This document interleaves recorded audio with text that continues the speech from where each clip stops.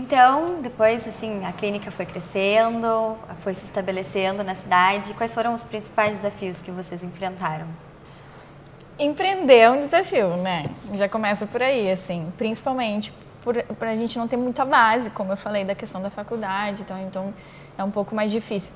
Acredito muito que a gente tem que ter um perfil para isso, me identifiquei com isso, então eu busquei muito isso, né? Mas, assim, quando a gente está cru naquele momento, na verdade a gente atingiu muitos dos nossos objetivos já no primeiro ano. E isso também me assustou, porque eu sempre falo, eu brinco com os colaboradores hoje, assim, né? Eu sempre uso essa analogia, assim, tá, a gente vai fazer um exercício, a gente aumenta o peso do exercício, isso é bom ou isso é ruim? E todo mundo responde que isso é bom, né? Ótimo, a gente quer progressão de carga. Ok.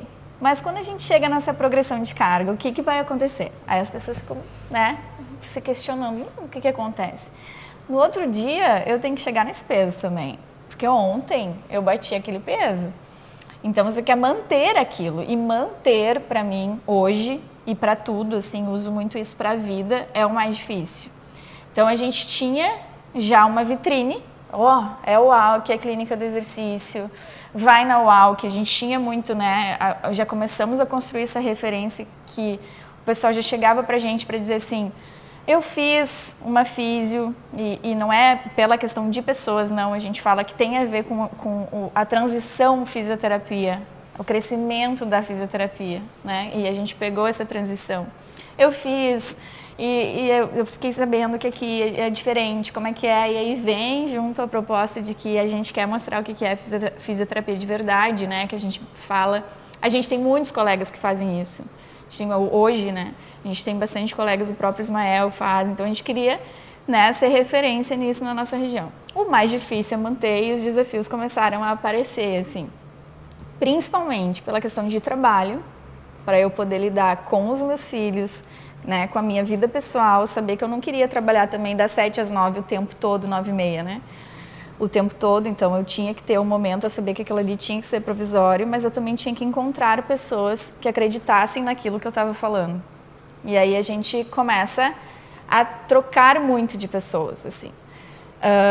Desde secretária, né, questão administrativa, auxiliar nisso, comprar a ideia contigo. E aí vem a questão de gestão de pessoas, que para mim hoje é o mais difícil. A gente conseguir se entender para poder entender os outros é um grande desafio para comprar a tua ideia, assim. E aí eu tive muitas trocas, comecei a ficar muito chateada com a função de criação de equipe mesmo, pelas dificuldades de ter pessoas que, além de acreditar, também formadas e capacitadas para aquilo. E aí chegou a pandemia. E na pandemia, a gente estava com caixa zerado, assim. E é engraçado porque as pessoas, eu falo assim, as pessoas, mas tava? Não sabe, eu não, né, as pessoas mais próximas, eu não sabia disso. Porque eu nunca contei, nem para minha família, assim, eu só simplesmente sabia, e tinha muito a ver com a questão de gestão, e sempre uso essas analogias, assim, poxa, veio bagunçado, veio esse problema pra gente. Eu estava fazendo teste e vou aprender com aquilo que eu fiz, pelo menos para saber onde eu estou errando. E aí veio a pandemia, parou tudo. A gente parou nessas umas 2 semanas, assim, foi quando eu comecei a respirar, foi quando começou a vir outros problemas que têm a ver com gestão. E é legal de falar, porque nunca foi o paciente prejudicado, né? É sempre a questão clínica mesmo, gestão, esse desafio, assim, gestão pessoas e gestão financeira. E aí foi quando eu comecei a construir de novo, assim, e sozinha, né? Com as crianças já, eu e as crianças sozinhas, assim, eu pensei, nossa, vamos lá, que eu já sei pelo menos o que não fazer. E nunca, em nenhum momento passou pela minha cabeça que não ia dar certo. Desde a construção da clínica, meu pai sempre falou, poxa, não vai botar nenhum convênio, porque as pessoas veem muito da questão convênio ainda, né? E a gente foi colocando isso muito aos poucos, com uma qualidade de trabalho em cima.